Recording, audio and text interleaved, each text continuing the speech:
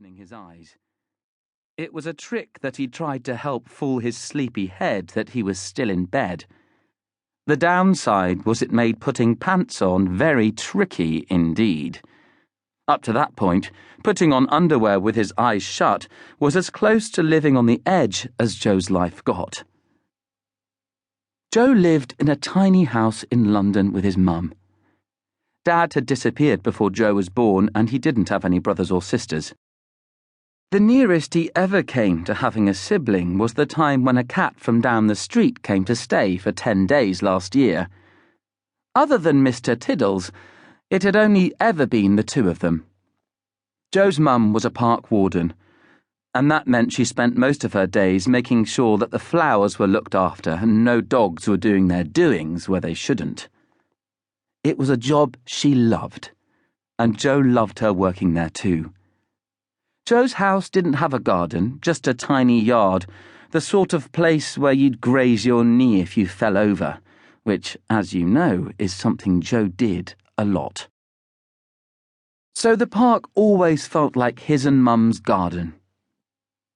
When Mum wasn't in the park pruning flowers and shouting at dog owners, she was in the kitchen cooking.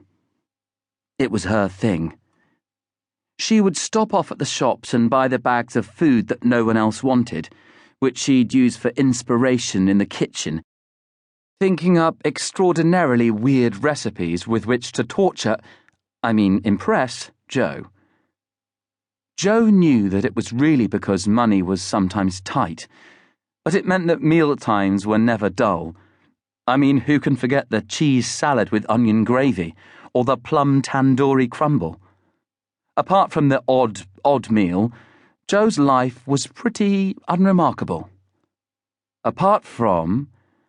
Ring! Just then, the doorbell rang. "Let me in! It's an emergency!" came the exasperated cry from the other side. Joe's mum opened the door, and there stood AJ, Joe's oldest and best friend. "What is it, AJ?" Joe's mum said, sounding panic-stricken. "I smell your world-famous fresh tea and toast with sour rhubarb jam, Mrs. P, and I need a fix."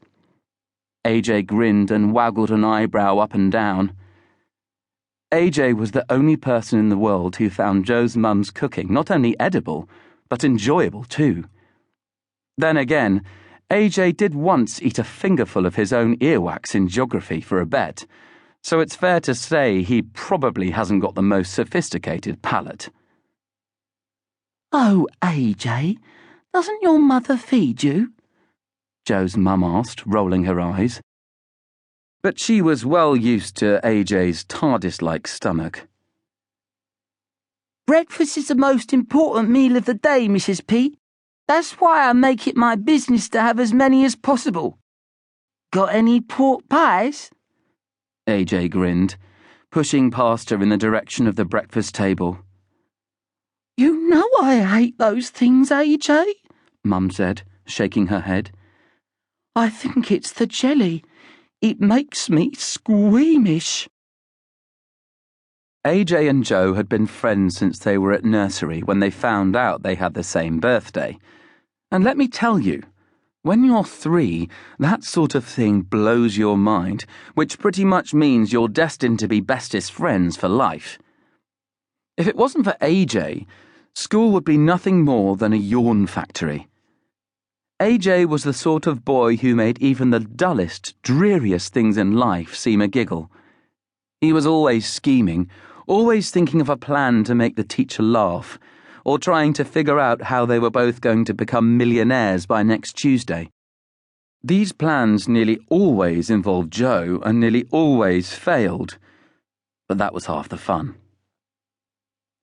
AJ was just about to tuck into his tea and toast dripping in sour rhubarb jam when there was a loud clatter from the letterbox as an important-looking brown envelope landed on the mat.